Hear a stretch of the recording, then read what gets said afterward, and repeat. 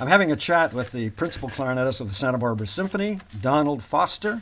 He's going to be playing the Aaron Copeland Concerto for clarinet that those of us who are clarinetists and those of us who are conductors know is, ain't easy. There are complications. He's going to talk to us a little bit about that. This is going to be a program by the Santa Barbara Symphony coming up on, April 12th, Saturday evening at 8 o'clock, April 12th, Sunday afternoon, April 13th, at the Granada Theatre in downtown Santa Barbara. Let me just put out the ticket number. That's my duty here. In Santa Barbara, area code 805. Telephone number for the Granada Theatre box office, 899-2222. And Nir Cabaretti, the conductor of the Santa Barbara Symphony, has put together really a very interesting program. Mio, la création du monde, the creation of the world, a jazzy, wonderful, interesting kind of chamber work as well. Copland's Clarinet Concerto, which is also, as Donald will tell us, is written for a smaller ensemble. And then, just to top it all off after intermission, the gigantic, the huge, the magnificent Beethoven Symphony No. 7. So that ought to be one wonderful concert. And so let's get started, Don. You've been playing with the Santa Barbara Symphony, Pasadena Symphony. You do studio work in Los Angeles. Give me a ballpark. I think we talked earlier, something like 15 years you've been principal clarinet of the Santa Barbara Symphony, something like that? Yeah, I just, in fact, last season got my little 15-year pin, as it were. They get these little paperweights. It's really beautiful and unexpected. My first thought was, wow, how generous. And then my second thought was, it's been 15 years. and also busy with Pasadena Symphony. Yeah. Yes, I've been playing, first joined the orchestra as a second clarinetist, and then later moved up to principal clarinet. Now we're going to talk about studio work because everybody's fascinated. You and I spoke a few minutes ago, and what I want to give the public is an idea of this magic of going into a studio, what it's like, and also about how you go in, you sight read, that's it, pretty much, yeah. Right? Because the money is money, time is money, literally. Yes. Give us just give us an overview of the studio life in Los Angeles, the big city. For how many years have you been doing some studio work? Oh, it's a good question. I would have to say I did my first job in the late 90s and then didn't do anything. And it was one of those cases where I knew the composer and I thought, wow, well, my life's going to change forever. And of course, the phone never rang again after that. And which begs the question that nobody really knows how it all works. I mean, we have immense respect for one another because the talent level is so incredibly high. And that's one of the great joys about playing in the studios is getting to hear your colleagues, I must say. It never fails to boggle the mind what these people can do with, like you mentioned, with no warning about the music, really. And so, you get a call and you show up to wherever, Sony or Fox, and you're exactly right. You just walk in. It's a beautiful soundstage, exactly how it was. For years, the acoustics have been sort of marveled. And you sit down, and there in front of you is a big fat book of music that you've never seen before. And with trepidation, you crack it open and kind of decide how your life is going to be for the next few days. I thought the great flutist Jim Walker, who retired a couple years ago from studio work, who still teaches flute at USC and is still soloing all over the world, has the greatest quote ever. He said that studio work is 95% boredom and 5% sheer terror. Mm-hmm. And it can be that way. I mean, there have been days where I will play 6 notes. Yeah. And then there are other days where you really think, I don't know if I can play this another time. Well, that's as good as it's going to get, kind of thing. But it's not for everybody. It's definitely a certain type of work. I also happen to be a huge film lover, genuinely. So I enjoy it from that aspect also because I enjoy the actual, film art. And so for me, it's just an added bonus. And as you said, your colleagues, you and I talked about some of the people we both know in the industry, and when you get into the studios, you stay till you die. Well, look, everyone has been fired.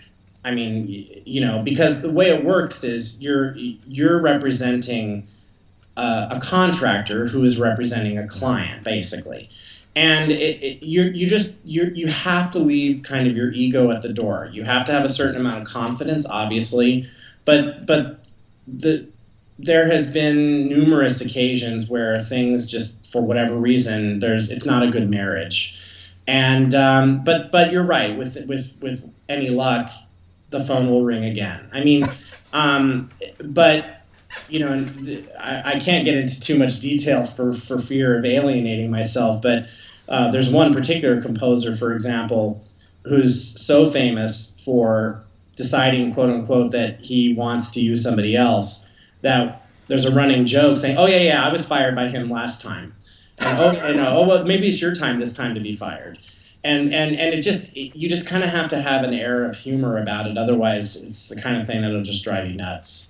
And how about giving me a little rundown of some of the films you have played clarinet in? Can you do that for me? Absolutely. Well, the way we usually say it is we talk about how we have accounts, and usually those accounts are composers. Oh. And I'm extraordinarily lucky to have two biggies, and that's John Williams and Randy Newman. So I've done all of John's recent films dating back to the most recent Indiana Jones. And so there was a film that he was nominated for the Oscar recently for The Book Thief. And there are prominent clarinet solos, and I actually got screen credit for that one, which is the first time I've ever had that happen, which is very unusual. For Randy Newman, obviously all of his work with Pixar, Monsters University, Toy Story 3, these types of films, he's such an amazing composer and writes very generously for the clarinet. Also, we're in a golden age, or I should say a second golden age, maybe it's the fourth golden age if you ask some of the old timers, of television. And believe it or not, they're finally bringing orchestras back to the television soundtrack, and it's just great. I'm playing on two shows right now. Both, I better get this right. Yeah, both are on ABC. One is called Revenge, and the other is called Resurrection. And that's just been fantastic. You mean by that a full orchestra? Yeah. Because remember that 100 pieces, but But I mean, there was a dry spell, I recall, something absolutely. like 15, 20 years ago when you guys were all looking like, where are we going to get any work? That's right. That's right. And it's slowly creeping back, and obviously that's a huge thing but not just for me. I think it's also for the audience. I think you can tell the difference. Okay. By the way, did you play the John Carter score, that first John Carter film?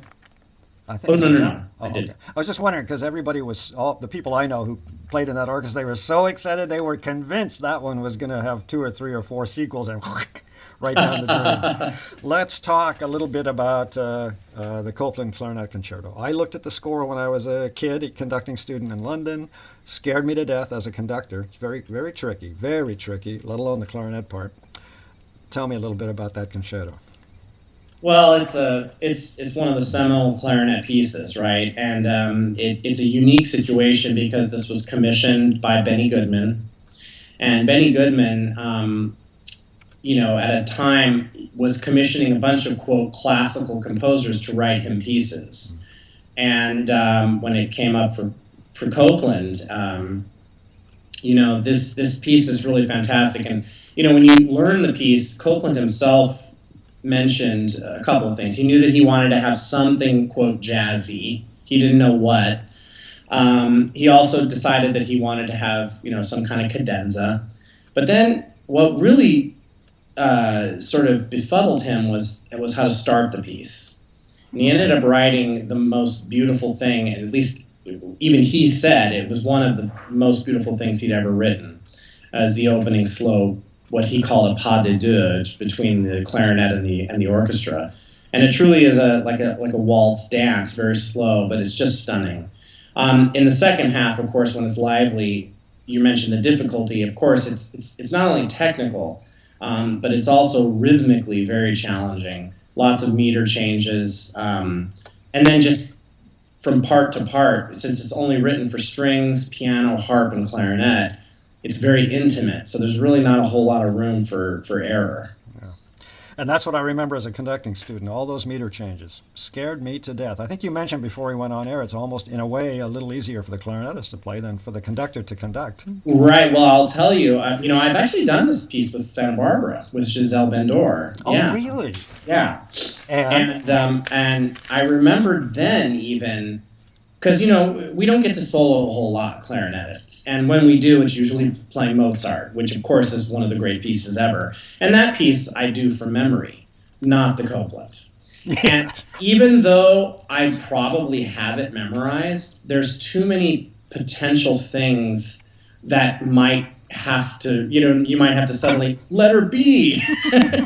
And so I've learned early on to keep the music handy in performances for the Copeland because it's just fiendish. Yeah. It's just fiendish. Yeah. Now the good news is that it's worth it.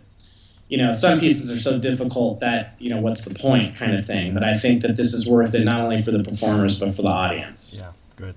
You're not playing in the Millau piece, are you? I mean, what are you? No, in fact, I almost had issues with Maestro Cabaretti because he picked two of my other favorite pieces, Millau, Création, and then of course Beethoven 7, and I'm out for both of those. Hey, you're the soloist. You get to sit in the other room. You drink your wine. I understand, but I'm teasing. And really, it's as you opened the interview, it's a fabulous program, just fantastic. Yeah, Création du Monde, Creation of the World. I remember from junior high school or something, just being intrigued. So it's a very jazzy program, first half. The Millau, kind of the origins, if you will, 30s, 20s, 30s jazz, the French take that, of course, Americans ran to Paris to pick up and take back home, so to speak, at least the sophisticated levels of a jazz technique. Am I in trouble yet? And Copeland, of course, was greatly influenced by the French composers of that period, the jazz influence in Paris, likewise, a good back and forth there. I got out of my conundrum there. Because of course, you did great. I mean, jazz origins are American, and the French loved it, just like they loved Jerry Lewis. Come on. That's right. Well, and not to interrupt you, but the whole jazz concept. What is it? What exactly makes something quote jazzy? And what it is, of course, is the rhythm. And then the Beethoven 7, not ironically, and I don't think accidentally, this da da da da da da da da da. This rhythm is incessant.